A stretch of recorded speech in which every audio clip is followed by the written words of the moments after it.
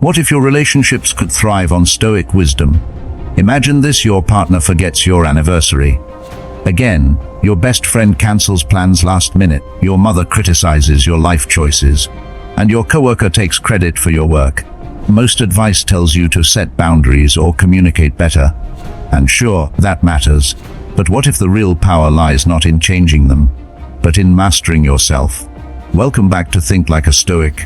I'm your name, and today we're diving into something the ancient Stoics understood deeply, but rarely gets talked about: how to navigate modern relationships with wisdom, clarity, and unshakable inner peace.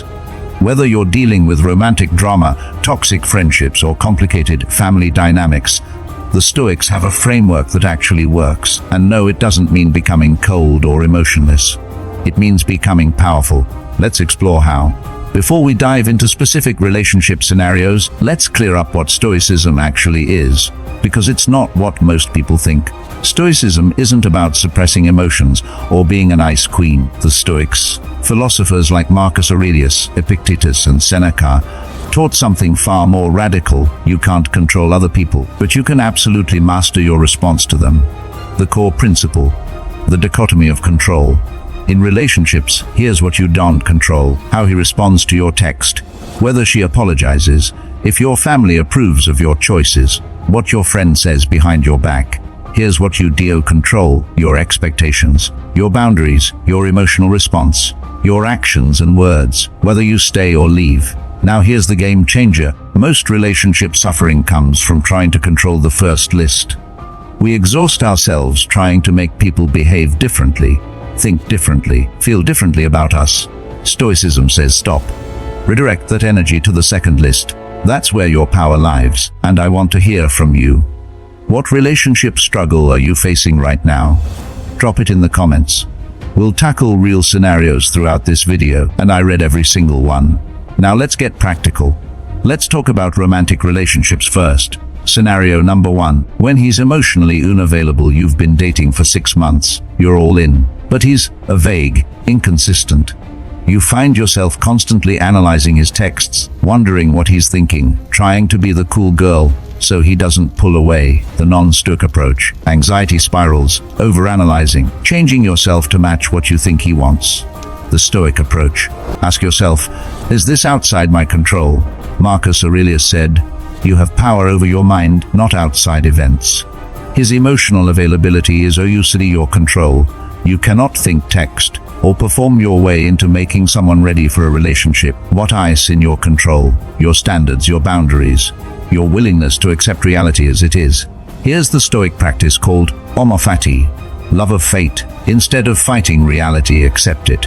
He is showing you exactly who he is right now, not who he could be, not who he'll be if you just wait long enough. The empowered question isn't, how do I make him change?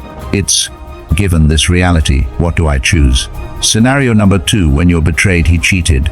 He lied. The person you trusted broke that trust. The immediate reaction: rage, pain, the desire to lash out or get revenge. And listen, those feelings are valid. The Stoics weren't about suppressing emotion. But here's what Epictetus taught. It's not what happens to you, but how you react to it that matters. The betrayal already happened. That's done. Unchangeable. Fighting with reality, wishing it didn't happen, asking, why me? That's where the suffering multiplies. Your power lies in what you do next. The Stoic questions is staying aligned with my values and self-respect. Am I choosing this from strength or from fear? What does my future self need me to do right now? Notice what's not in these questions. Can I fix him? Will he change? Or what if I'm not lovable? Those are questions that give your power away. The Stoic woman doesn't stay because she's afraid to be alone.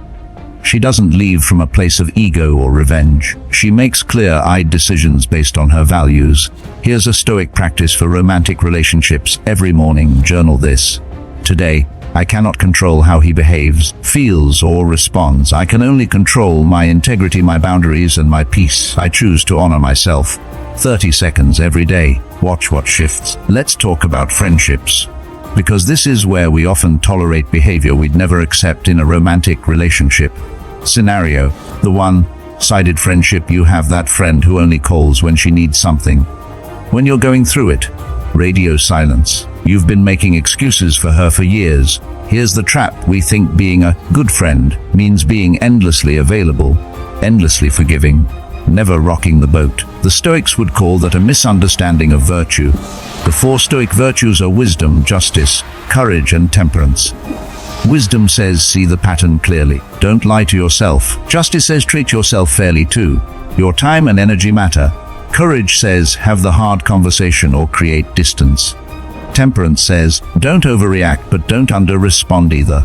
Seneca wrote, associate with people who are likely to improve you, not people who drain you, not people who take and never give, not people who only want you when it's convenient. Now here's the nuance. The Stoic approach isn't about being cold or cutting people off at the first sign of imperfection. We all have seasons where we can't show up fully. It's about patterns. It's about reciprocity over time. It's about asking, does this friendship make me better or bitter? Comment below. Have you ever had to let go of a friendship? How did you know it was time? Let's normalize that sometimes the most loving thing you can do is create space. Here's an actionable Stoic practice. Use premeditatio malorum, negative visualization. Imagine your friend never changes. Imagine this dynamic continues for 5 more years. How does that feel? If the answer is drained, resentful, or small, you have your answer. The Stoic doesn't wait for people to change. She makes decisions based on reality, not potential. If Stoicism was easy, everyone would do it. Family relationships. This is where it gets real. Scenario: the critical parent. Your mother criticizes your career, your relationship status, your life choices. Every visit feels like an interrogation. You've tried setting boundaries. You've tried explaining yourself. Nothing works. Here's the Stoic reframe that changed everything for me. Other people's opinions are outside your control, even your mother's. We have this deep, primal need for parental approval. It's biological. But here's the truth: you cannot earn approval from someone who is determined not to give it, and trying to will destroy your peace. Marcus Aurelius, literally the Emperor of Rome, dealt with difficult people every single day. Here's what he wrote in his private journal. When you wake up in the morning, tell yourself, the people I deal with today will be meddling, ungrateful, arrogant, dishonest, jealous, and surly. He didn't say, I'll fix them all. He said, I'll prepare my mind. The Stoic strategy: first, lower expectations. Not from cynicism, but from clarity. She's shown you who she is, believe her. Second, control the controllables. You can't control her criticism. You can control how often you expose yourself to it, how long visits last, what topics you discuss. Third, separate love from approval. You can love your mother and still protect your peace. These aren't mutually exclusive. Here's what Stoicism is not saying: just accept abuse. Absolutely not. If a relationship, family or otherwise, is genuinely harmful, the Stoic virtue of wisdom says create distance. The Stoic virtue of courage says even if it's hard, even if people don't understand. Epictetus was literally enslaved. And you know what he said? No one can make you feel inferior without your consent. He wasn't saying slavery was okay. He was saying they can control my body but my mind, my self-worth, that's mine. You get to decide whose voice matters. You get to decide who has access to you. Here's an actionable practice before family gatherings. Do this Stoic exercise. Write down what I cannot control: their opinions, their mood, their comments. What I can control: my responses, my boundaries when I leave, my intention. I'm here to be civil, not to change anyone or prove anything. This mental prep is everything. Quick but important, let's talk about professional relationships because power dynamics make this tricky. Scenario: the coworker who takes credit. You did the work. She presented it. Everyone thinks it's hers. The immediate urge: call her out publicly. Get revenge. Make sure everyone knows. The Stoic pause: what's my goal here? If your goal is justice and professional integrity, there are strategic ways to document your work, loop in leadership, and protect yourself going forward. If your goal is ego validation, proving you're better than her, that's when you give your power away. Seneca said, "We suffer more in imagination than in reality." Don't create a whole revenge narrative in your head. Deal with the facts.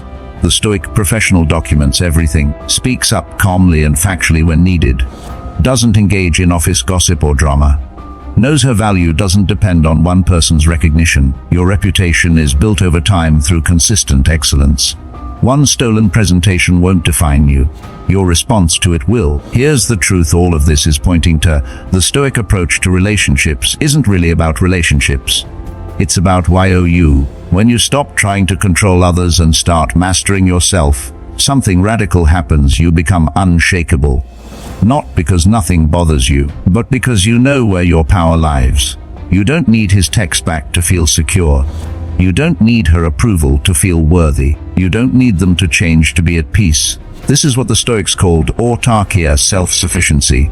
Not isolation, not becoming hard, but standing so firmly in your own worth that other people's chaos doesn't topple you. Here's a daily Stoic practice I use every night. Journal on these 3 questions. What was outside my control today that I tried to control? What was in my control that I handled well? What will I do differently tomorrow? 5 minutes. But over time, it rewires your brain. You deserve relationships that honor you. But here's the thing, you have to honor yourself first. The boundaries you set teach people how to treat you. The standards you keep determine the life you live. The inner work you do creates the outer peace you crave. This is Stoicism. This is power. So what if your relationships could thrive on Stoic wisdom? They can. Starting today, not by controlling others, by mastering yourself, not by avoiding pain, by choosing how you respond to it, not by being perfect, by being intentional. If this resonated, do me a favor, share one Stoic principle you're going to apply this week in the comments. Let's build a community of women who choose wisdom over drama. And if you want more Stoic wisdom for modern life, subscribe and hit that notification bell. We're doing deep dives like this every week. Remember, you're not broken, you're not too much, you're not behind, you're a Stoic woman in training, and that's unstoppable. I'll see you in the next one. Stay wise.